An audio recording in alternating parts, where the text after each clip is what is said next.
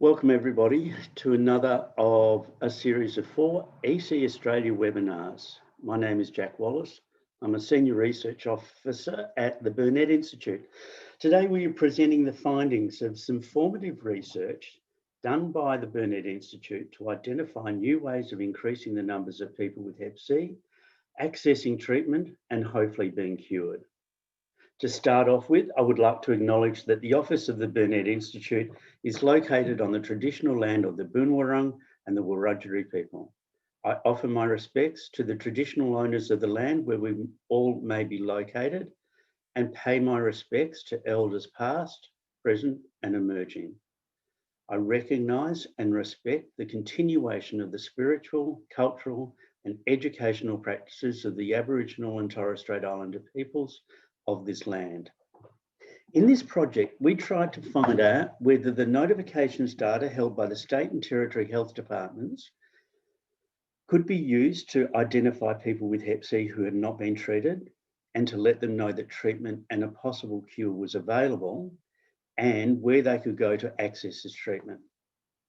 The genesis of the project came as a result of an idea from Margaret Hellard, who at a Burnet Institute planning meeting said without any apparent concern, I wonder if we could use notification data to identify people with Hep C who had not accessed treatment.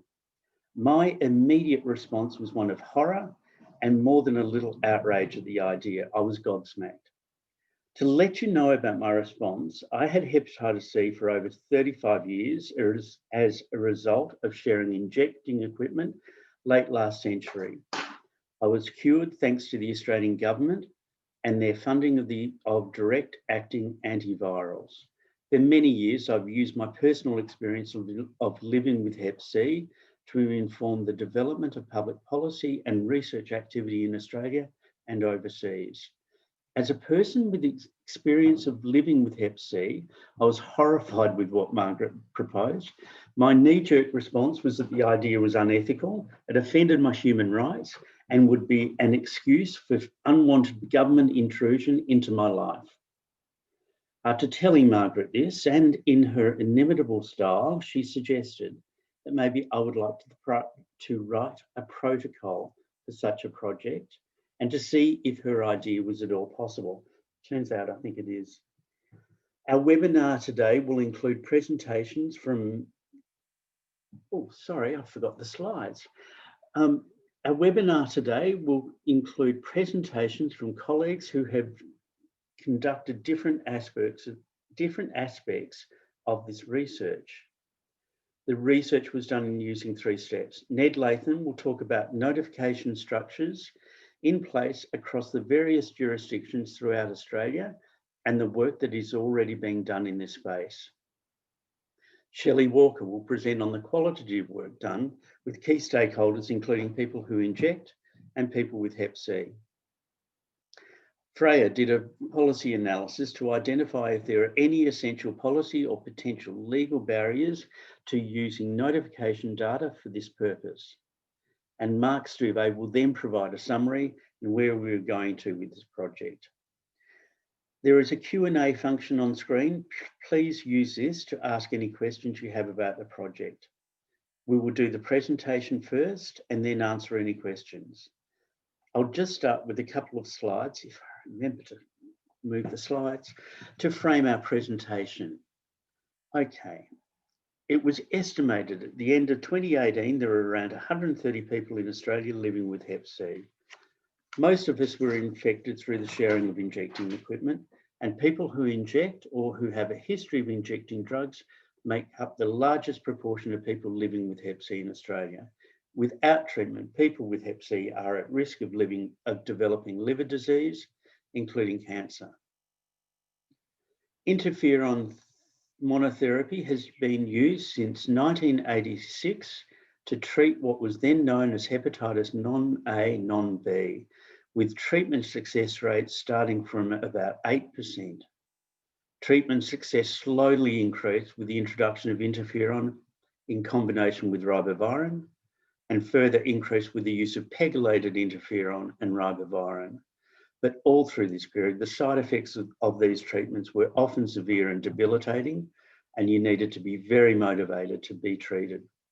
The game changer in Hep C treatments occurred in 2011 with the development of DAAs.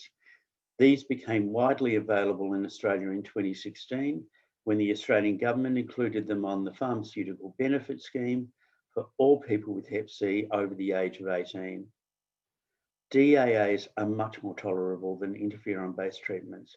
Not only had the drugs changed, but for people with Hep C, getting treated with DAAs became a lot easier. I was treated with DAAs that were prescribed by my GP in a primary healthcare centre. I had only minor side effects and was cured within 8 weeks. No longer were there the long waits to see a specialist in dreary hospital waiting rooms, with DAAs being made available through a range of primary care settings. But there are several reasons why people haven't been cured with DAAs. Hepatitis C is mostly asymptomatic and easily to ignore. Stigma from healthcare providers in response to hepatitis C infection or injecting drug use remains an issue. Many people like me were infected years ago, and the infection has had little physical impact on our daily lives. And many may not know that new treatments are available. There are also many people with Hep C who find it hard to believe that the new treatments are accessible and as easy to take as reported, and that they are absolutely different from the old interferon treatments. The Australian government is supporting the World Health Organization goal of viral hepatitis elimination as a public health threat by 2030. But while in 2016, over 32,000 people with Hep C were treated with DAAs, this number has fallen to just over 11,000 people treated in 2019.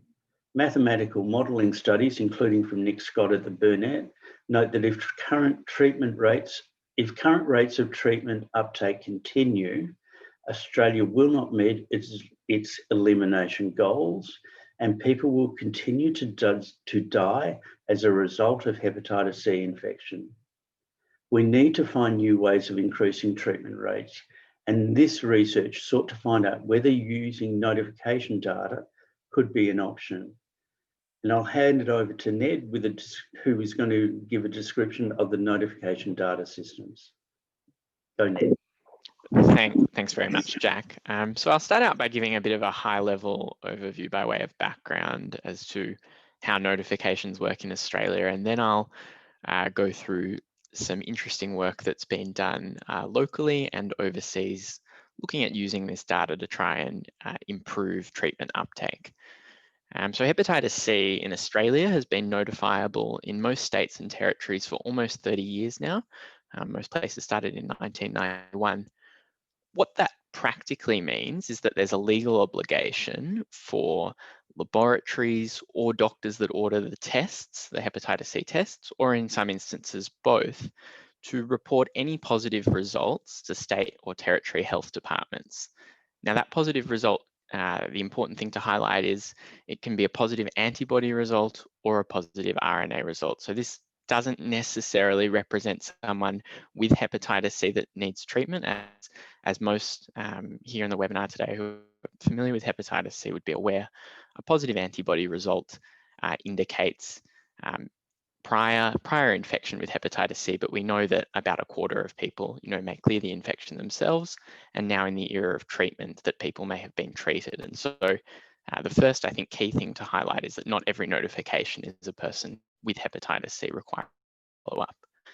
The way that data gets to the state or territory health department has evolved over time. It's been paper forms, faxes, phone calls, or via electronic transmission. But over time, despite the different formats, the key information has broadly stayed the same, which is the name of the case, except in the ACT, where that can sometimes just be the first two initials of the first and last names, the date of birth and the address. Some newer notifications will include additional information like phone numbers, and some may even include additional clinical information, but they're the minimum fields that are required: the name, date of birth, and address. From there, the state and territory health departments upload this information to the Commonwealth on a daily basis, and The main thing to highlight at that step is that the identifiers, so the name and the date of birth, are removed. So it's more for statistical and reporting purposes at that Commonwealth level, whereas the state and territory health departments still have the identifiable information for the case. We'll go to the next slide. Thanks, Jack. Practically, there are two definitions for hepatitis C. The vast majority of notifications in Australia fall into this second category of unspecified, which, following on from the previous slide, is any positive antibody or RNA result. In some instances, the cases can be classified as newly acquired cases, but that's a pretty high bar, which requires evidence that the person didn't have hepatitis C, within the last 2 years. So you usually need to have negative results on file. And the practical nature of this is that results are automatically reported. Every positive result is automatically reported by the lab. If someone's had a positive result in a different jurisdiction or a different lab, it's very hard to put together that clinical information that this is definitely a newly acquired case. And so the majority end up falling into this unspecified category. In Australia, it's about 350,000 notifications nationwide since reporting began, and the numbers broadly follow the populations of the jurisdictions, with the Eastern Seaboard states having the highest numbers of notifications. The other thing of note is that the majority of notifications occurred prior to the introduction of direct-acting antivirals, simply because that's a much larger period of time from 1991 to 2015. This year, there have been about 6,000 notifications. The main thing to highlight with all of these numbers, though, is that these are not necessarily unique individuals. So this is every positive antibody result. So someone may have once someone has had a positive antibody result, that will be positive for life, but we know that that doesn't necessarily stop them being tested as they move around different health services, or even the same health services having more antibody tests ordered than are clinically required. Next slide. That's the broad overview of what notifications data looks like and how it's, I suppose, how it comes to be. I'm now going to focus on some interesting work that's been happening locally, looking at using this notification data to link people with treatment, which is begun far more recently. So traditionally, this information has been used for statistical purposes, getting an idea of, how many people are testing positive for hepatitis C, and also in that newly acquired category, that can trigger public health actions as well, like contact tracing. But the use of this data for, I suppose, linking people to treatment is a far more recent development. So I'll go through some work that some South Australia has been looking at in the last few years, looking at taking these notifications, so they receive the notifications from the labs and the doctors, and then generating a report, which is then provided to specialist viral hepatitis nurses within the local health districts in South Australia. So you can see on the right, the flow diagram, the 3 of them there, and then trying to offer support to GPs to see if they require any help getting this person started on treatment and to ascertain whether they've started on treatment.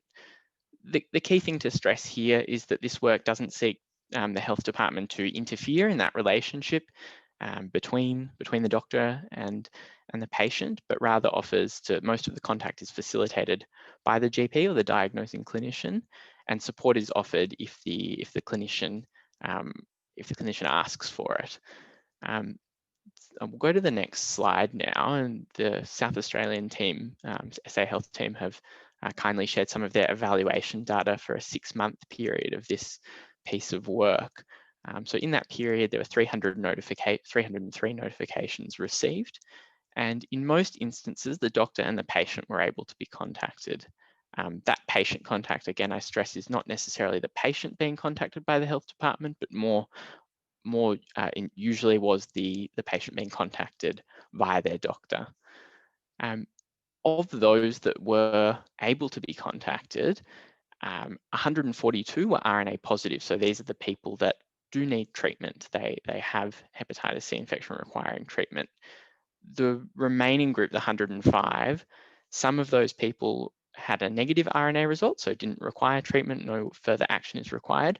Some of them, however, were notified on the basis of a positive antibody result, which is consistent with the notification definitions. But without that further RNA test, it's not possible to know whether they actually required treatment. And in this instance, we don't know the breakdown of those that were negative versus those that we don't know whether they needed treatment or not. Of those 142 cases, 110 went on to start treatment. About half of those people did so in the normal way, so just with the doctor without any support, additional support from the health department. The other half, however, did have some input, whether that was through the viral hepatitis nurse providing support and advice to the diagnosing clinician, or whether that was through a direct referral to the viral hepatitis nurse to arrange treatment for the patient through those local health districts. That's in terms of the treatment uptake data. The SVR, so for those, the cure rate for those that actually started treatment is not reported. We'll go to the next slide. Thanks, Jack. Moving across to Western Australia now, there have been two projects in the last few years that have also sought to use notifications data to link people with treatment. So the first was in the Great Southern Public Health Unit, so one of the public health units in Western Australia, which used their notifiable diseases database, so that database with the actual case identifiers, to identify people who'd had a positive antibody result from 2011 to 2016 within their specific jurisdiction, so a sub-jurisdiction of Western Australia. They had a team of public health nurses then clean that data and then work out from there who likely didn't look like they'd had treatment or needed further workup. So maybe they hadn't had an RNA test and so it wasn't possible to work out whether they needed treatment, and who perhaps didn't need any further input, looked like they'd been treated or were negative.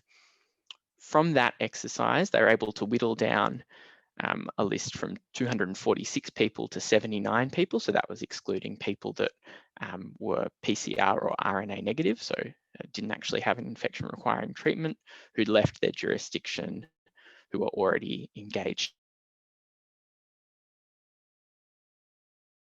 I think important to highlight here is of those 79 people that were identified as needing contact, only 24 were actually able to be contacted. And this really highlights I suppose, a key practical difficulty, which we explore later on in the formative work that Shelley's going to talk about, of actually making use of this notification data, especially when it's older notification data, to link people to care. So of those 24 that were able to be contacted, further discussion with the case identified that 12 actually had already been treated, so didn't need to be contacted. And the other 12, treatment was able to be discussed. There are no outcomes reported from this piece of work as to who successfully went on to achieve cure. So of those that started treatment, the 2 people that started treatment and those that were referred for treatment. Next slide. The second project is, I suppose, a less specific project. It wasn't involving any contact with specific cases, but was a joint piece of work between the Health Department in Western Australia and Hepatitis Western Australia, the non-government organisation, which sought to support GPs and practice nurses in practices that were notifying people with hepatitis C. What that involved is a letter being sent to the practice nurse and the GP, letting them know that they'd notified at least one hepatitis C case in the last 2 years. It didn't actually name that case or provide any identifier. It was more, I suppose, to raise awareness that that's been raised, and then to advise that a liaison nurse from Hepatitis Western Australia, unless they opted out, would get in touch with the practice to talk about an update in terms of prescribing and referral pathways. So I suppose to upskill practices and prescribers in those practices regarding hepatitis C. For the last part, I'll move overseas. Go to the next slide. Thanks, Jack.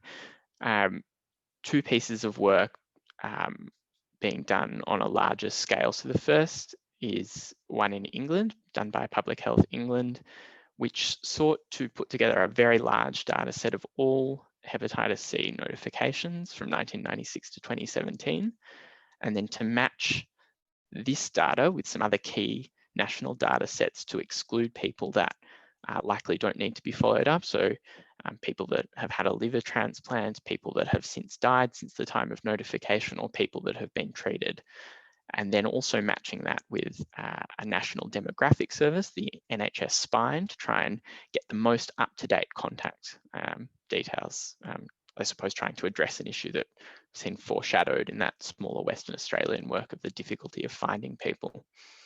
That work is ongoing. There are no outcomes reported yet. Anecdotally, it's reported that it's been quite difficult. And again, with the focus of COVID-19 in the UK now, I suspect that work may be on hold for a little while. The second is New York City, which has actually been using notification data to proactively try and engage people with care for some time. So since 2004, before any work here really in that space, the health department routinely sent letters to cases to let them know. And that's, if that was based on an antibody result, that would be to try and encourage the person to get an RNA test. And that's ongoing routine practice in New York City. Subsequently, they've sought to compare that practice to other methods of trying to use notification data for linkage to care. So using SMS messages. There was a small pilot in 2015 and 2016 which found this was non-inferior to letters. Obviously, it did rely on the notification, including a mobile phone number, which isn't always the case, especially in Australia as well. More recently, there's been a larger randomized trial of about 2,500 people, which sought to identify people who looked like they were out of care for hepatitis C. So they'd had an positive antibody result, but didn't have an RNA result reported to them. And a key thing here is that New York City not only were positive RNA results reported to their department, but also negatives, which is not the case here. So this wouldn't necessarily be possible here without a change in that. And what that found was that any form of contact was increased with, was associated with an increase in RNA test uptake, which is really helpful, but also did identify the difficulties of trying to reach people with phone calls. So numbers were disconnected or incorrect. All right, I'll move on and hand over now to Shelley, who's going to talk about some of the work we've been doing in this space, looking at what we can do in this space to increase use of notification data for linkage to care and the associated issues. Thank you very much, Ned. So just leading on from Ned, although there are a growing number of projects, both locally and globally, that Ned's highlighted, piloting, the use of notification systems to increase hepatitis C treatment uptake, few have actually published results, and none have, that we're aware of, have examined the impact of the acceptability of the approaches from the people most affected. So that's people who inject drugs or people with histories of injecting drug use, people at risk of hepatitis C. So, as Jack said, the purpose of our research was to explore the idea of using notifications data held by state and territory health departments to identify and locate people with hepatitis C who haven't been treated, to let them know about the DAAs and potentially link them into treatment. So we were particularly interested in the views of those who would be most affected by such an initiative. We held 2 focus groups with 27 people with lived experience of injecting drug use and or hepatitis C to ask them what they thought. And we also conducted individual interviews with key informants, some of whom we expect are here today joining us, including representatives from state and territory health departments, peak bodies representing people who inject drugs and have hepatitis C, and some clinicians, to find out their views too. The focus groups and interviews were held between September last year and January this year, and the overall aim, as I said, was to understand potential barriers and enablers of using hepatitis C notifications data to increase treatment uptake. Next, thanks.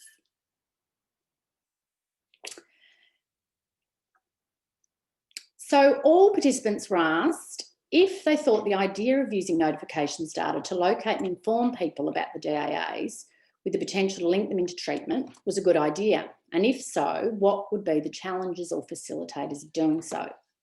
Focus group participants were given a bunch of different scenarios to think about. For example, if they'd been diagnosed with hepatitis C a number of years ago and hadn't been treated, or had tried the interferon-based treatments but weren't cured, how they'd feel about being contacted about the new treatment by a GP or a practice nurse or a health department contact tracer. And would being contacted by phone, letter or SMS be feasible and acceptable? Key stakeholders were also asked to think about the potential regulatory and legal implications, and what they thought about using data linkage to increase follow-up. Next. So there was pretty much consensus amongst key informants that the idea of using notifications data to increase treatment uptake aligns with the primary purpose of surveillance systems, which is about preventing and controlling the spread of infection and protecting the health and safety of the community.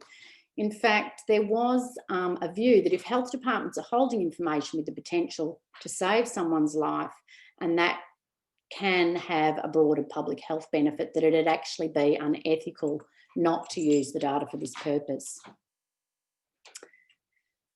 So amongst participants who'd had hepatitis C, the idea that notifications data could help prevent others having to go through the same pain and suffering, including the effects of chronic liver disease or liver transplants, was considered absolute justification for the initiative. For example, one participant here said, there's a database there and a new treatment. Do you think people would want to know if they'd had cancer that a new treatment's available? Yes, of course, I think they would.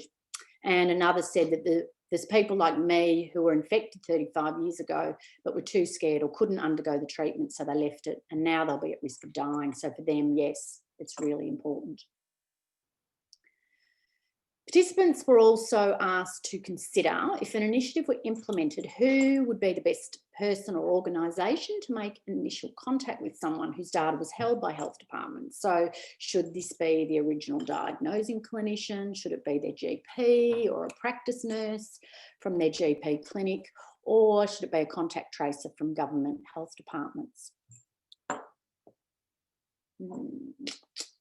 There were really mixed views in this regard, with some feeling it'd be best for people to be contacted by health departments to avoid the sharing of notifications data with third parties, and because contact tracers are specifically trained to undertake this role. But on the other hand, there was a concern that for people with a history of injecting drug use, who make up most of the people an initiative like the one being discussed in this research would be targeting, that being contacted by government health agencies could provoke a lot of fear and anxiety. In both focus groups, many described how they'd been exposed to discriminatory attitudes and practices of government, for example, through Centrelink or by the police, and as a result were very mistrusting of government bodies, and not surprisingly wouldn't want to engage with any process that could be seen to be related to government. As one participant said, for a lot of people who use drugs, the assumption is that if the health department knows something, so do the police and the justice system and everyone else you don't want to know. And some key informants were concerned that people might be less likely to get tested if they knew that health departments had an identified database of people who'd tested hepatitis C positive. And this was a point that was made really clear in one of the focus groups when there was sort of real surprise and then anger by some participants to find out that information about the hepatitis C status was already being held by government health departments. In saying this, there was also a view that although people might get really angry at being contacted by health departments, that if it meant saving lives, then it was justified, which is highlighted in this second quote here by a focus group participant who said if they got notified through the health department, yes, they'd freak, but they also thought it needs to happen. Like, I know people might get angry, but isn't it more important that we save lives? The fear of exposure to stigma and discrimination, not surprisingly, went beyond that of governments and health departments to include clinicians and healthcare providers. For example, as one participant said, the main barrier isn't that they don't know there's a new treatment, it's trauma from being mistreated by health professionals, like stigma and discrimination. And the idea of getting a phone call or a letter from the government saying you're on a list, I think, will make it worse.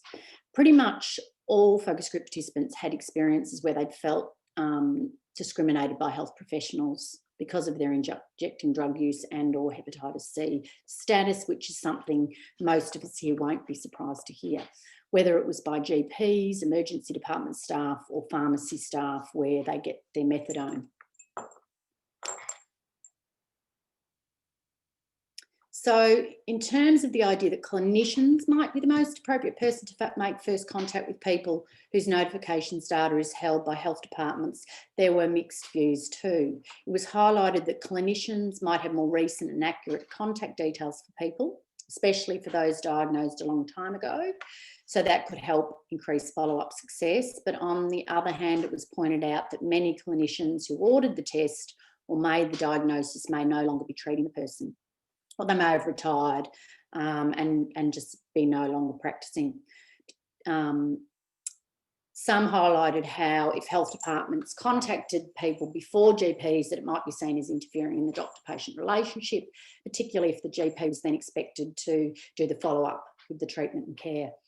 And some focus group participants described how they'd be concerned if they were contacted by their GP because they'd specifically not disclosed their hepatitis C status to that doctor for fear they'd be treated differently as a result.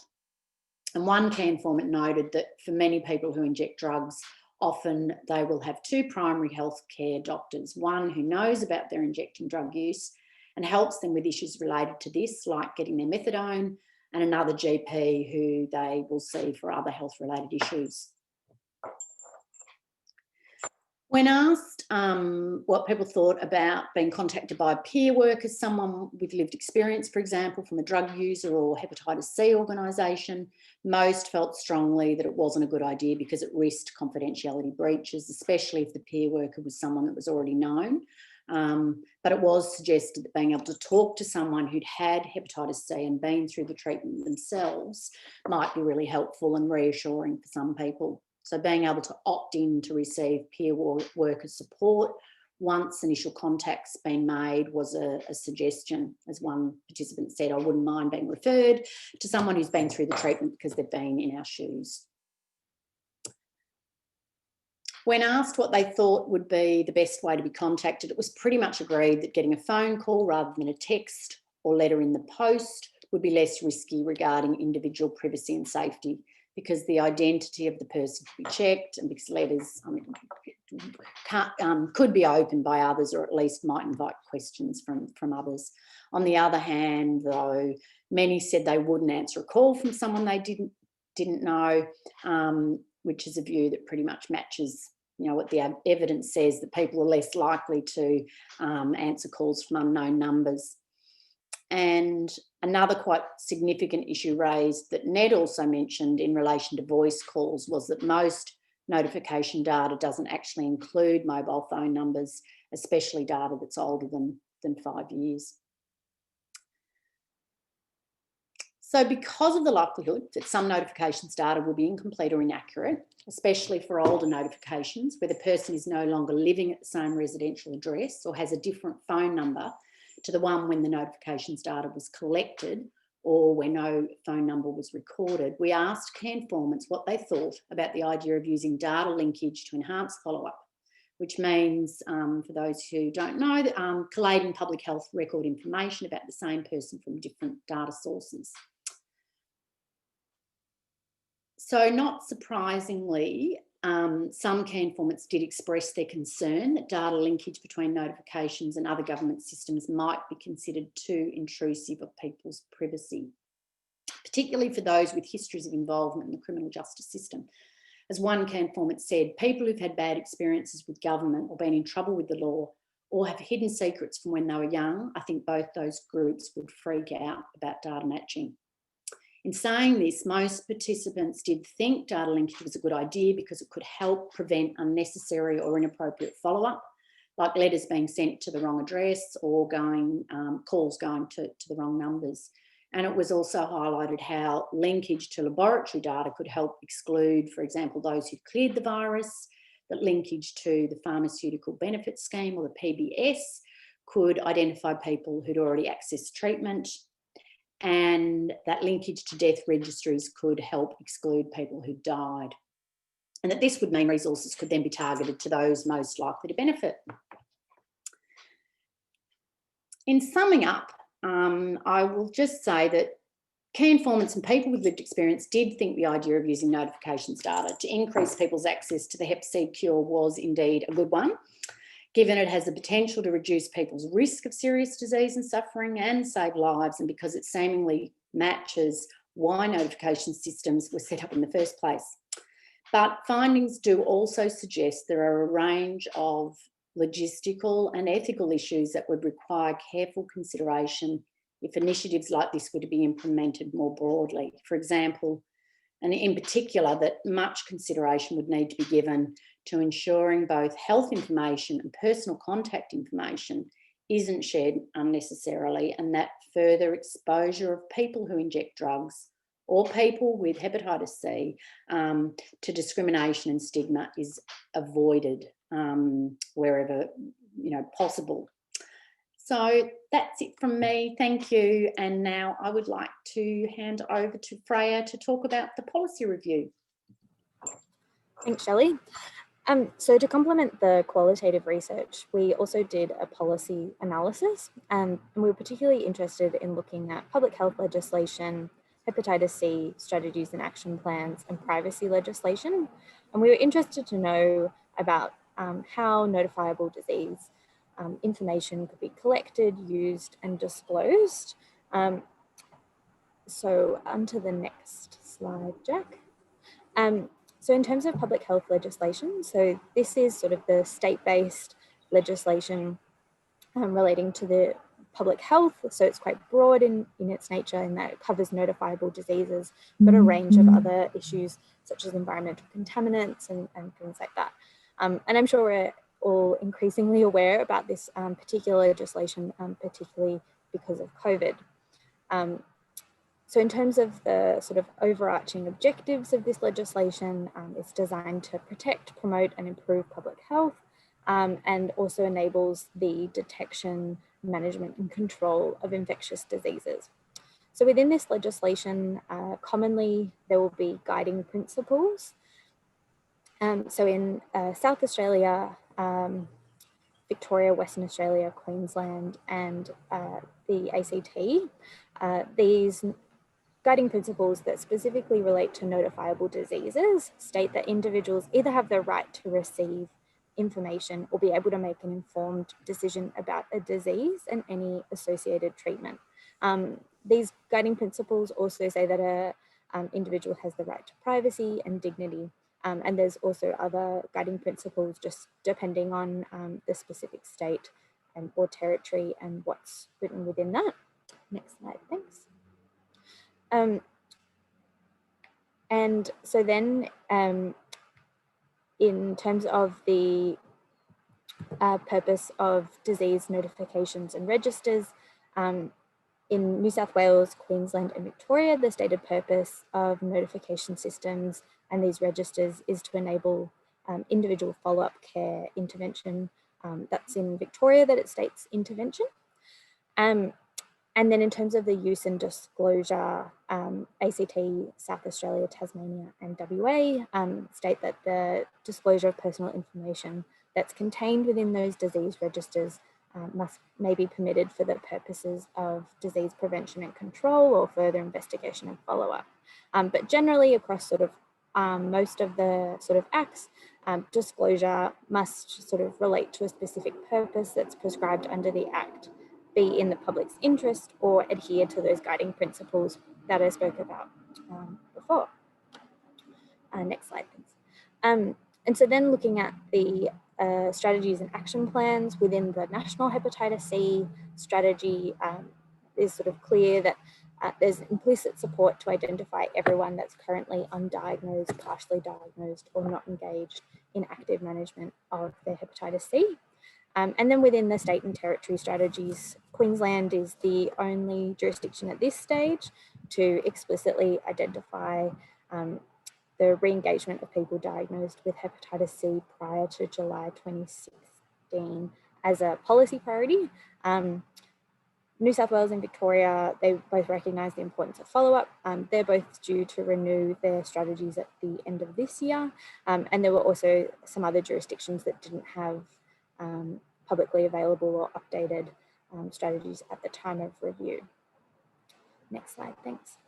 And then lastly, looking at privacy legislation, it's very complicated and I'm certainly not a privacy law expert or anything, but just sort of broadly in terms of what this sort of legislation relates to. We have both Commonwealth and state and territory legislation, and they sort of respond to different organisations and different government agencies. And then within ACT, New South Wales and Victoria, there's also separate privacy legislation relating to health records, whereas in other states and territories, this might just fall under the general sort of privacy legislation, and noting that in South Australia and WA, there's no actual privacy legislation in those states.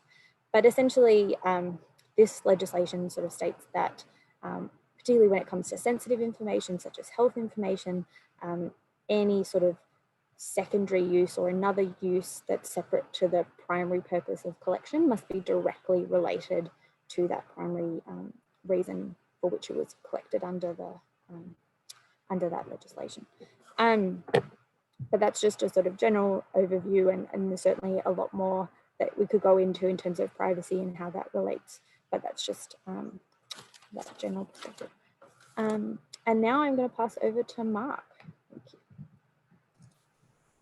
Thanks, Freya. I'd like to start by thanking Jack, Shelley, Ned and Freya for an amazing piece of work and a really thorough report on where we're currently at in Australia in this area. That report will be available on the Burnett website, and we'll send a link around to all the participants today. So where do we go to from here? You know, despite the idea of notifications being followed up around hepatitis C, you know, it's been around for a while, including in written commentaries. Really, the potential for this area hasn't been rigorously looked at scale anywhere in the world. As Ned pointed out, probably the closest has been Public Health England in the UK over the last few years, but they've, you know, early unpublished findings, evaluation findings suggest that they've had limited success, but they also have significant structural constraints in the UK. The system relied heavily on local health networks to do a lot of the heavy lifting, and there were capacity issues there. Also, the UK is somewhat constrained by having DAAs only able to be prescribed by specialists. Many of those challenges in the UK are less prominent here in Australia, and I think the early local work that you've heard described today really, I think, represents some of the most promising work anywhere in the world. So I think, you know, the key work to be done now is to take those nascent programs that, you know, have been implemented in South Australia and Western Australia, alongside some work that we've funded through EC Australia, and really start to think about how do we take that work to a national scale and create sort of sustainable components for state and territory governments to look at this as part of a feasible and long-term part of their notifications and surveillance systems. So it becomes routine practice within public health units and disease surveillance units around hepatitis C. So we're actually proposing at the Burnett to lead an NH&MRC partnership grant in this space, and we're currently negotiating with all state and territory departments of health to join that program of work. What we really want to do, I guess, is replicate some of the components in our pilot study, but do it at scale. You know, the qualitative work was based on only 2 focus groups in 2 jurisdictions. And the interviews with state and territory health departments and stakeholders showed really promising findings in terms of general support, but we need to dig a little bit deeper there. So the partnership grant really wants to strengthen the national enabling environment for this to occur, and that really involves closer consultations and workshops with governments. So I think it's really important to also include State Solicitor General's offices in those conversations to try and establish and get consensus around the country about what is actually permissible in each state and territory in relation to sharing of data. We obviously want to cast the net much wider in terms of our community consultation with drug user and hepatitis C organisations in every state and territory. And also, it's really important that, you know, one aspect of community consultation that we didn't cover in our pilot study was consultation with Aboriginal and Torres Strait Islander communities and organisations to look at what systems are acceptable in that community around following up notifications. And I think that's really important for, particularly for Aboriginal community controlled health services and notifications that emerge from those, taking into consideration aspects of data ownership and custodianship within Aboriginal community controlled health services. Once we do that extensive consultation process, which I think is really needed to understand how we inform a way forward, we would then want to take and implement a series of trials in each state and territory that actually look to take advantage of the systems or indeed the challenges that exist in each jurisdiction, and wrap around that a really strong and rigorous evaluation framework to understand what works and what hasn't, and understand and share findings, I guess, have a information sharing platform available to all states and territories to share those experiences. And I guess at the end of that program of work, to actually establish a national framework about how this can move forward. There'll be hopefully some consensus statements on the best way to move forward, and what worked best and how that other states can learn from. But also there'll need to be individual jurisdictional specific toolboxes and frameworks that actually speak to the capacities and the systems that exist in each state and territory. And as I said earlier, really the final aim is to, and an objective is to create an enabling environment that allows state and territories to make this type of work acceptable to the community in terms of the way the tasks are undertaken, but also to create a sustainable and long-term practice within surveillance and public health units, to make sure that we guide people's care pathways around hepatitis C, to ensure that as many people as possible take advantage of the DAA therapies that are now available. So that's sort of where we're at from here. I think it's now throwing over to questions, I think.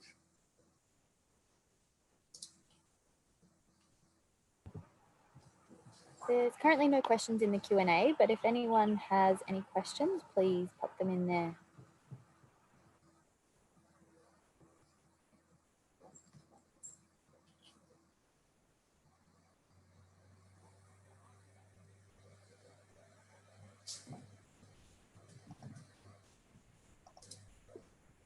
Sorry, my apologies. I just had Zoom failure.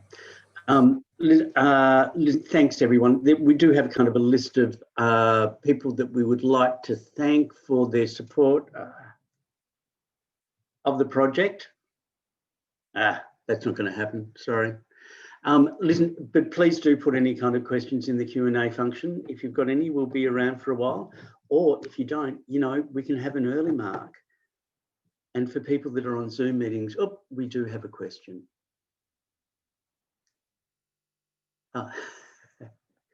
Thank you, Tom Rees, for your kind words.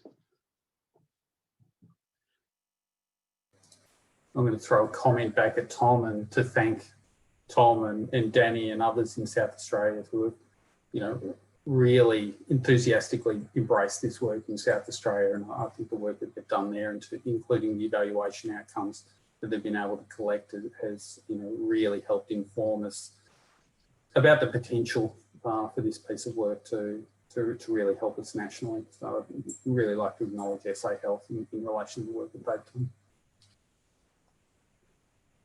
done. Freya, do you want to respond to Jen Johnson's comment about looking at human rights law dimensions? Yeah, that's a really good comment. Thanks, Jen. We haven't looked at the human rights law from this particular perspective, but I think that's certainly an interesting point and something to look in future analyses for this. Beauty. There's a comment from Judy Gold. If it proves possible, how far do you think it's appropriate or useful to go back? How old do the notifications need to be? Ned, you're on camera. You're obviously interested in responding. Yeah, well, I did actually ask our stakeholders this in the key informant interviews, and there were a range of views. Most people felt that there were perhaps ethical concerns with not going back as far as possible, but that was tempered with a few people also raised that it may be worth piloting going back just a couple of years at a time, and then evaluating the yield, and then if the yield is reasonable, continuing to go back.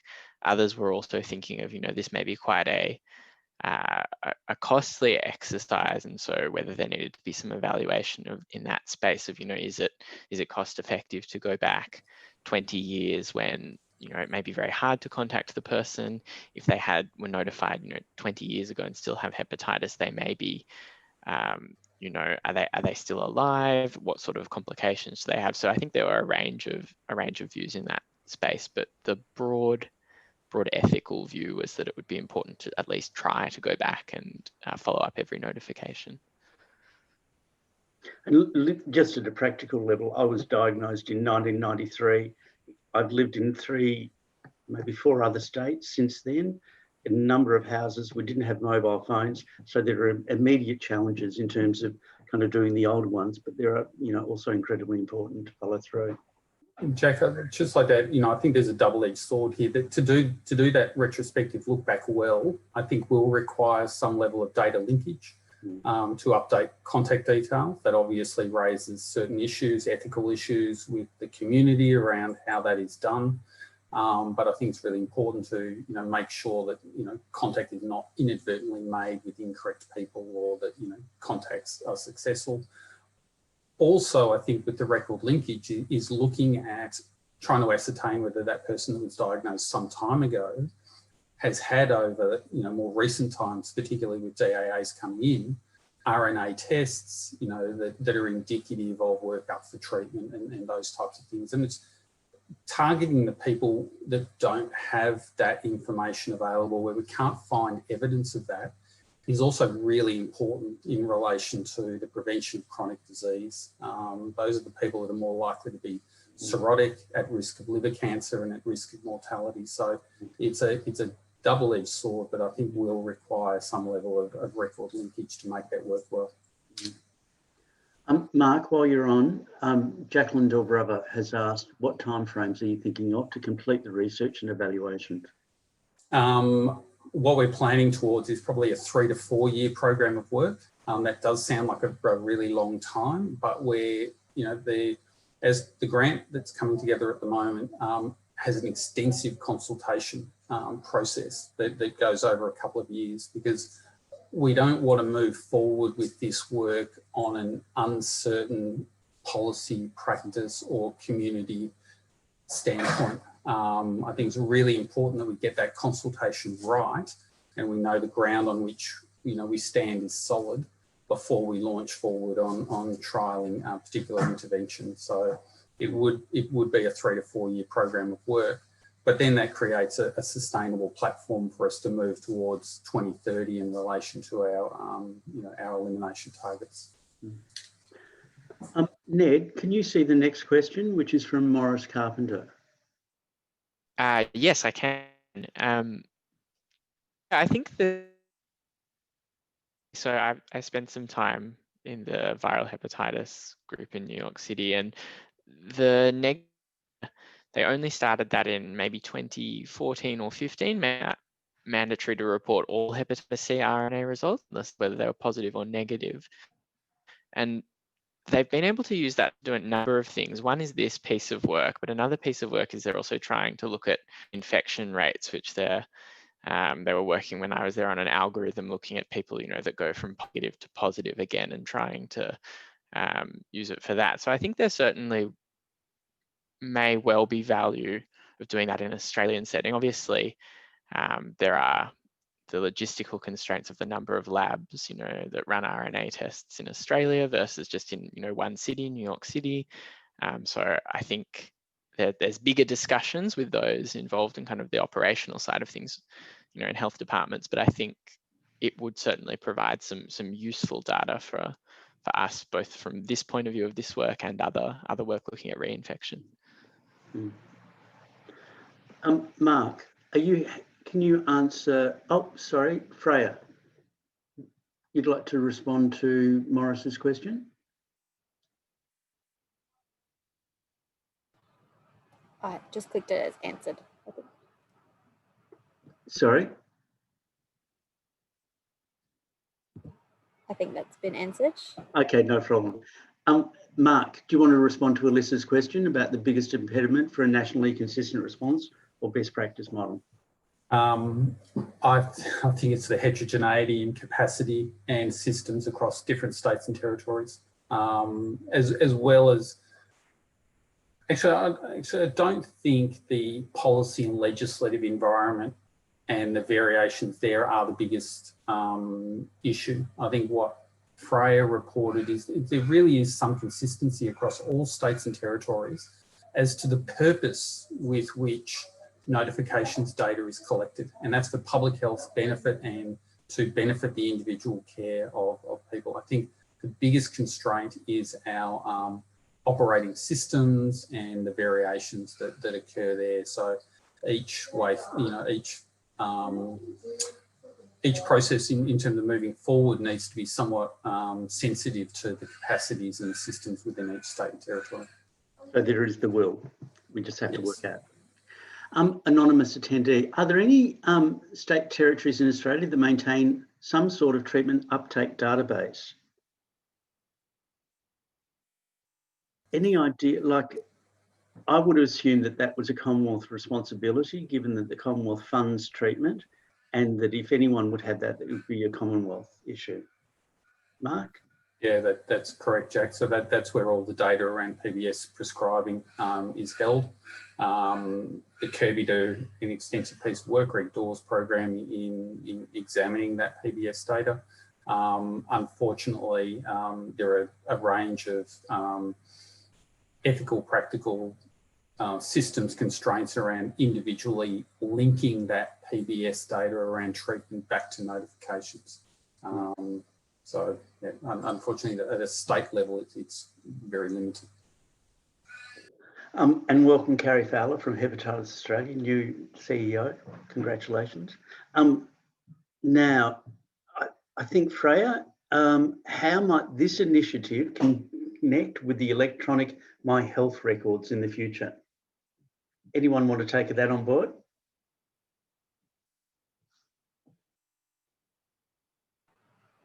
That's not something I specifically looked at.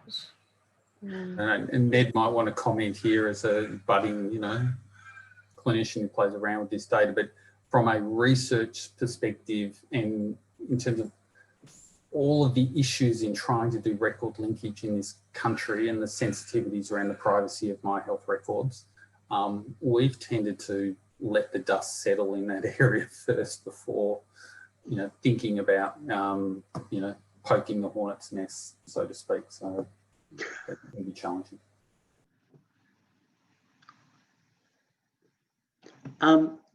Ned, I was just thinking, sorry, the next question is from David Worthington. Were there any issues with GPs not wanting to participate or follow up? And I think that's kind of like a step ahead from where we are in terms of the project as it stands. We did do key informant interviews with people that did include general practitioners, but we don't really have any data to talk about that issue so far. Yeah, I guess I could just add to that. I see as well. I think, sorry, I was just looking at another question. I think some of the were either people that worked in health departments and so grounds in the key informant group as well. And there was some concern that not all doctors would hit the health department with them. There was potentially, especially, or getting in touch with their patients was the broader concern that might be, going around the clinician. There was concern about talking to people before their clinician had a chance to tell the patient of the result. There was concern that it may, patients may not be more careful or may not be as forthcoming with their GPs about risk behaviour or other things if they think that if they think that this information is going to be reported to health departments and they're not aware of that. Having the South Australian experience from talking to the team there was that they had quite a good relationship with the practitioners, and I don't think there were significant issues with practitioners being contacted and asked about this work and provided advice about Hep C. Okay, beauty. Thanks, Ned. Listen, my apologies. There are kind of a few more questions that are coming up. Mark Hillard's made a point about the treatment numbers about PBS data is something that we should just explore. Thank you for the nice feedback. If there are questions, please contact Mark Taffy or myself by email. And remember that the report can be found. Freya has put the details, but it will be available through the Burnett website as well. So I'd like to thank everyone for being here and participating.